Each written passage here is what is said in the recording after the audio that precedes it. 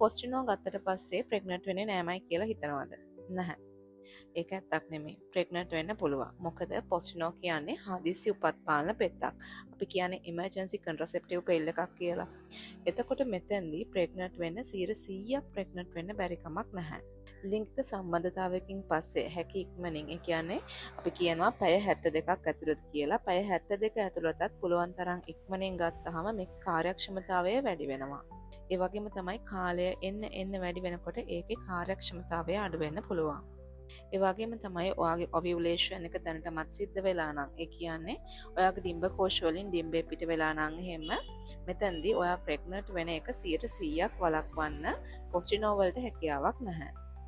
මොකද පොස්ටිනෝ වලින් සාමාන්‍යයෙන් කරන්නේ ගර්භාෂයේ ස්‍රාව ඝන කරලා ඩිම්බෙට ශුක්‍රාණු මුණ ගැහෙන එක ප්‍රමාද කරනවා වගේම අපේ ඩිම්බකෝෂ වලින් ඩිම්බය පිට වෙන එක ප්‍රමාද කරනවා. ඉතින් මෙතෙන්දී ඩිම්බයක් පිට වෙලා තියෙනවා නම් එහෙම ඒක තවදුරටත් ප්‍රමාද කරන්නේ නැහැනේ. අන්න එතෙන්දී ගැප් ගැනීමේ අවස්ථාවක් තියෙනවා. අනේ නිසා ඔයා පොස්ටිනෝ ගත්තත් ඔයාට ඔසප් වෙන එක ප්‍රමාද නම් එතකොට ඔයාට ප්‍රෙග්නන්සි සිම්ප්ටම්ස් වගේ දේවල් තියෙනවා නම් අනිවාර්යයෙන්ම ප්‍රෙග්නන්සි ටෙස්ට් එකක් කරන එක තමයි හොඳම දේ. ඒ වගේම අමතක කරන්නේ නැතුව අවශ්‍ය නම් වෛද්‍ය උපදෙස් ලබා ගන්න.